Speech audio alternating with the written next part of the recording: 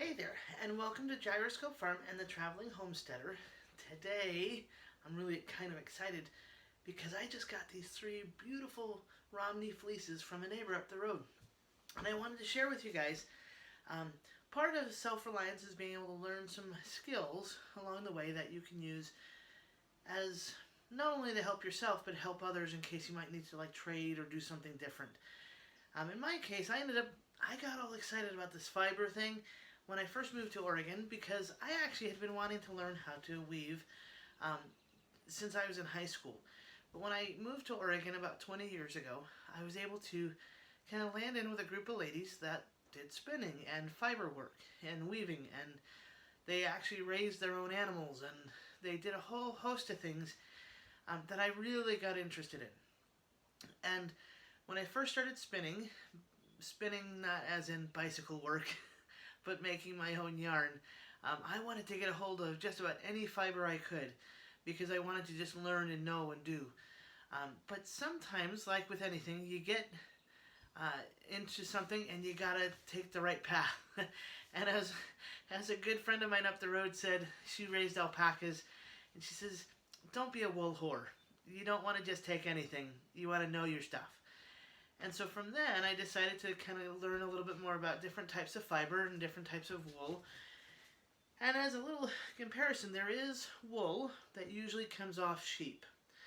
Fiber is the stuff that comes off other types of animals, like mohair goats or mohair or Angora rabbits. And now mohair and Angora are similar depending on which animal it comes off. But then we have alpacas and llamas and various different other animals. And actually, people have been known to spin camel and even dog hair. And sometimes I've heard on a rare occasion cat hair. But the most common animals that usually are spun, their fiber or hair is spun, is from animals like sheep or alpaca or even llamas. And some others you might have heard of are, like I said, goats, like mohair goats for the mohair, and Angora rabbits. Now, people are like, well, you can spin sheep? Isn't that for food? Well, yes, and within sheep, there are multiple breeds known for different things. In the case of these fleeces, they came off three Romney sheep that were right up the road. And Romneys are, I would say, I lean more towards a fiber animal versus a meat animal, although they are known for having good meat as well as good fiber. Now, let me make it clear for anyone who's concerned, any given sheep, alpaca, goat are not killed for their fiber. It's a haircut. That's all it is. So I want to make sure that people understand, because I actually sat down and ended up reading an article a couple years ago out of the PETA magazine when I was house sitting for someone in upstate New York. PETA said something to the effect in their magazine that the fiber off an animal had to be gotten by killing the animal, which is simply not true. If a hide is taken, then yes, that animal was probably deceased. But a hide is different than their hair. A hide is including the skin. And so usually if an animal has died for whatever reason, then they want to make best use of the animal entirely, depending on the situation. But that's a whole other ball of wax. So what I wanted to show you today was about kind of how this particular sheep or variety of sheep, the Romney, has a certain type of crimp, and how to actually kind of clean the wool in a way to prepare it for washing. And then we're also going to be looking probably a little bit down the line how to wash this fleece. Because when we learn how to spin, this is sheep wool. Sheep wool has lanolin in it. And that's different from alpaca, in that alpaca does not have lanolin in it. Lanolin, you might have heard, is the stuff that is good for lotions. And so when we handle any one of these most sheep breeds, you will, as you take out a staple length, you'll start to feel and pull it apart, and you'll feel on your fingers grease, and that's the lanolin. And so that's something else that sheep can be good for too, is the harvesting of the lanolin, or the grease, in their wool. But as you can see, this particular fiber is several inches long. And so that's one thing that you look at, is what they call the staple length. So this end is the part that was cut or shorn off the animal. This was the end outside that everybody could see. So it's going to be darker towards the bottom, or cleaner, darker and or cleaner towards the bottom than it was at the top. And so a good example of this, and for this particular animal, that's a little bit farther away, that's a little easier to see, is that down here is rather dark. That's the natural color. This part up here is the part that has been seen by the sun most, and so it's, you might say, sunburnt. Similar to what happens to our hair if we're out in the sun longer, the tips of our hair gets lighter. So that's something of interest. But I'm going to get you a little closer so you can kind of see some close-ups of this nice wool. Okay, so now that we're a little bit closer. So this is another one of the three animals that we're just looking at. And this is a little bit of a gray, or sometimes it might be called a moret color. And in this case, this is the bottom, the closest to the animal's skin. And this was the top that was closest to the sun, or out to the sun longest. And this is about, I'd say, an easy 6 inches long, which is a really nice length. It's great for spinning. And the thing is, I actually really, excuse me, really like this color because, excuse me, you can actually dye this, do what they call an over dye, and get some added dimension and color to your yarn. Now, you might also be able to see a little bit of a wave in that. That wave is called a crimp. And so this animal has a little bit less crimp than other animals. In fact, it has a little bit less than, you might say, this one. You can kind of see here, this one has a little bit more of a crimp or a wave in it. And yet, in this white one we see here, this one has yet again another, you can kind of see it's a little bit wavier still. So each of these animals has a little bit different grade, you might say, to their fleece. Now, I will say I am not a professional wool grader. You can actually measure the sheep or any fiber, you can measure in microns. That's what I know. And so the finer the micron, the finer the fiber. And so mohair is very fine. Romney is a finer wool, and as are alpacas. But they have a different feel to them. They drape differently, you might say. And so depending, and like even within alpacas, they have two basic breeds. The Hyoka, I want to say, and the Surrey. One looks like it has dreadlocks, one looks like a teddy bear. And the one that looks like a teddy bear is a little bit more fluffy, has a little bit more volume to it. And the one that looks like it has dreadlocks has a little bit more drape to it.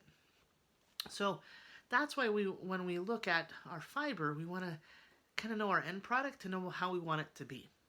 So you probably wouldn't want a hat to be drapey. So you probably would want a scarf or a shawl to have a little bit more drape to it. A blanket, maybe some drape. Or if you want to have a little bit more fluff to it, like socks, you might want to have something that has a little bit more depth to it. Now you're probably saying, what the heck are you talking about all this technical stuff with fiber? Well, part of the reason why I say this is because there's so much you can do with it.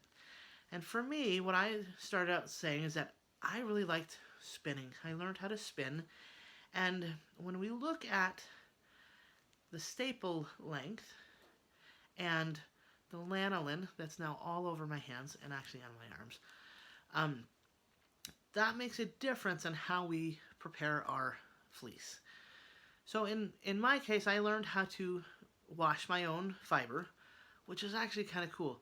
But there are woolen mills that can help you with that. Like there's a couple of woolen mills that have been close to me that are small. They're part of the niche market and they're always busy. There's a woman near to me, maybe half an hour away, that bought out another mill that was about an hour and a half away. And in both cases, and Youthful Fiber Mill is the one closest to me, and she's ends up having 3, 6, 8 months. Even I think she at one point got up to a year-long waiting list. So these smaller fiber mills are usually 1 to 2 people running the mill. They'll take in a fleece like this, whether it's alpaca or Romney or Icelandic or various different types of fleece, and they will ultimately help you card. And today we're going to do something that I would do to bring, if I were to bring one of these fleeces to, say, Youthful Fiber Mill, I'm going to show you what I would do to bring my fleece to her. A woman who owns that. Nice lady. But then she would take it and do a little bit more cleaning to it. She would actually then wash it, dry it, air dry it, and then essentially comb it so all the fibers are going in the same direction. And then, depending on what you want from it, and actually, there are steps in the process that link up. So you can be charged a variety of different things depending on what you want done. So, but if I do my part of skirting, getting this junkus out, along with some poop balls, since this is fresh off the sheet, then I can bring it to her and she will wash this, take all the lanolin out, all the dirt out, and then, if I want her to, she can then card it for me or comb it, make it sure it goes all in the same direction. And from that point, instead of having a combed blob, you might say, there's a couple of different ways that this fleece can be laid out for someone to then spin, if that's the next step. There's about 3 different ways you can do that, and that's a whole other issue. But then, if you don't want to stop there, depending on the mill as well, they can then spin it into yarn for you. They can do it for you and have it what's called commercially spun. And then you can have it back at that point if you want. Or, again, depending on which mill you go to and what thing you want done, there's another mill that I use in Canada called McCausland's Woolen Mill that they will wash, dry, card, spin, and then a product I like from them is they'll make it into a woven blanket. And so they have different size blankets as well that you can have made. So that's the cool part about this. And so when you have the opportunity to learn something about fiber and what you can do with it, there's a ton. But it comes down to the learning part of being self-reliant. So that's why this is kind of the education side of things. And so if you ever find yourself wanting to learn a skill, this is it. Learning how to take care of an animal's fiber so that you could use it for knitting, crocheting, weaving, that sort of thing. Then you can learn also how to take care of that final product to give as gifts, to use as a trade. Say, for example, you know how to knit or weave, and you find yourself, I don't know, needing your car worked on, and your neighbor is actually a really good mechanic. You could say, hey, I'll trade you 5 hats that I knit for you changing my oil, or something along those lines. So that's why having some different skills is really rather important. So let's get to this next step of showing you how to take out some of this added gunk that I keep finding. So here we are with this nice big gray fleece that we have. Now you'll see that there's actually within this one animal, they have a lot of different kind of colors. There's the light side, the dark side, the middle tones, and even kind of the burnt stuff in the middle. Now, when we're looking at this fleece, I'll guesstimate right now that this fleece is about 10 pounds of fiber, which is a fair amount of weight. I had mentioned before about going to get a blanket made in a mill in Canada. They ask that people send for a lap blanket 6 pounds of raw fleece to then be made into a lap blanket. That's it's actually a pretty decent size. And so this is, to me, I think of blankets that way. So I think of this as being just over lap blanket size as far as poundage off one animal. You could probably get some yarn or spinnable fiber from the rest of it. But what we need to do is take out this juncus, this vegetable matter, as they call it, or VM. And so I just take it aside, and I literally am just chunking it on the floor. But then there's also going to be these kind of dreadlock parts that are no good. They won't be able to go through the fiber or through the mill. Now you could, but it's compared to things like this is going to be hard press. So this I just chuck. This I keep in here. So that's part of the process of getting some of this stuff out. Now, another thing you kind of look at are these short little cuts. If then you want uniform fiber, so you want to have kind of, in this case, about that long throughout your whole fleece. So this is way too short because it's literally that big. So again, I just put that to the side, and I take out all sorts of, who knows what that is, all sorts of little chunky things. Now some of this stuff you could actually use for felting if you want to felt some things as well. But again, that's a whole other ball of wax. So depending on what you want to do, this process I'm doing right now is called skirting. And so I'm just taking the things off that aren't going to be used. You'll end up probably taking out, I'd say at least a pound, if not, depending on the fleece and how good or bad it is, you could take up to, on one this size, several pounds of fiber off, so you have all the best to send out. Now, this animal looks like it's been really, and I've seen the animal, so I know how they are taken care of. They're in a field that's usually pretty good. They're not coated. Some sheep can be coated, and that's when you have the optimal fleece. It's really been protected. These have not been coated, but they're in a place where they don't get all that much dirt or all that much grime in them. But any given sheep may have the amazing part of being on a farm. Poop balls. Yay. And so they got that you don't want to have in there either. So you look for that sort of thing to make go away. And most of the time this stuff will just be thrown away. So in the end. Now while this is a good staple length, it's kind of got a dread to it. So I'm going to toss that one. So after going through the fleece in that way, you'll be able to kind of see what you'll have left to either wash yourself or send to the mill as you choose, and then kind of process in that way.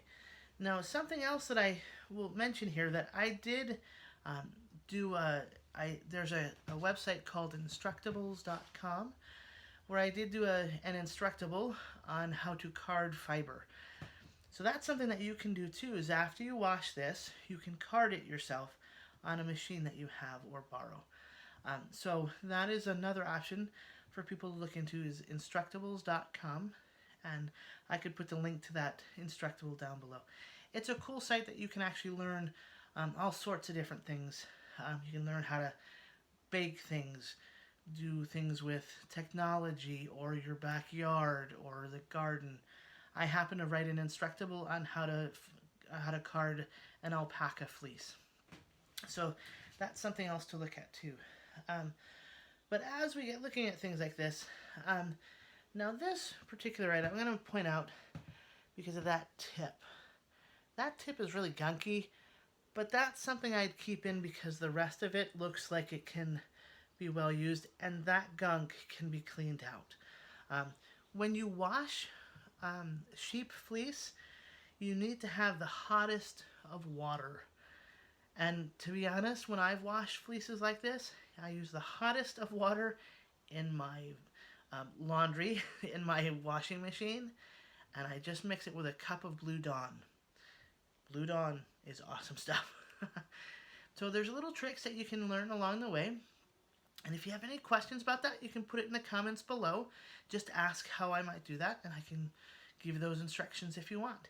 But as we get going through this, you can kind of see another chunk there.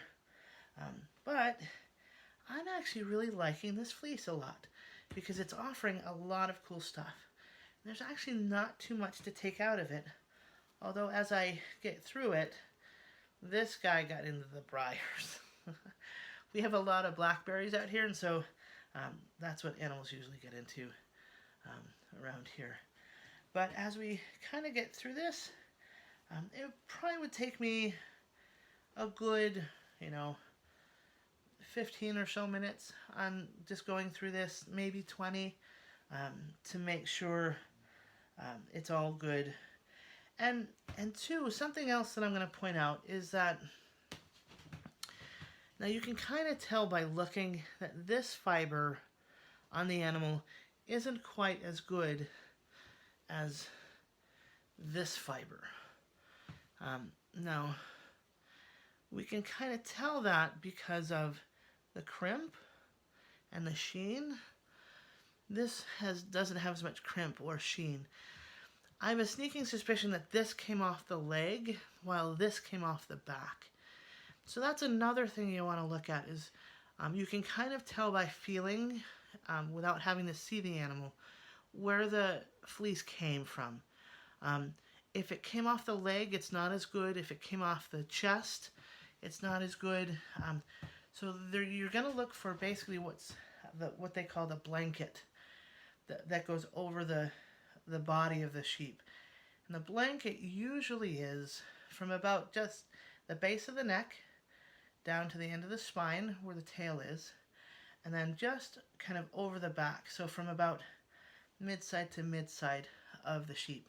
And that on any given animal, this animal, I suspect that would be probably a solid 6 pounds of fleece. With probably, it maybe a little bit more. But that's important to look at too, so you know that you have, like this is a not so great piece. It came off probably the shoulder or the leg. And that's stuff that you could use if you want for things like felting, if you're going to make a bag. But if you're going to make something that's close to the skin, this is going to be a little bit rougher. So that's something to think about too. So now that we got kind of poking at this, I get looking at maybe am I going to choose to separate it even further by color. Because as you can see, I mean, there's this color, there's this one, and then I pick up this other bit that's really rather dark.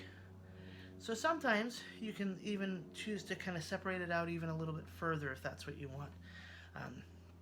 So when we skirt fiber of any kind, we have a couple things to look into. So when you get about doing that, this is probably a side one. I actually am looking at this thinking that I may take this, wash it myself, card it up, and spin it. I just have a fun time doing that. And then my end product, maybe I'm actually wanting to go to a place that's local to me called the Eugene Textile Center and learn how to weave. So that's why I can then take this and weave it into something bigger. So I don't know if you can tell too well, but my hands are nice and shiny now. This has a lot of lanolin in it, which is kind of pleasant. So with that in mind, to keep this kind of short and helping you learn some more stuff, I hope this video helped you out. to learn about the different types of fleece, and that sheep are not just for meat and they're not killed for their fiber, and that they have a range of fibers and they're actually really cool. Um, and keep in touch about the next step I'm going to do is actually going to be washing. So I'm going to be doing a video on that too. So if you have any questions, comments, comment down below, and keep in touch by subscribing to Gyroscope, or actually to check out our Gyroscope Farm website. It's just new and updated. It's really kind of cool. And to subscribe to the Traveling Homesteader YouTube channel. So I really appreciate you guys stopping by, and keep coming back and seeing what's up and new. I hope you have a good day.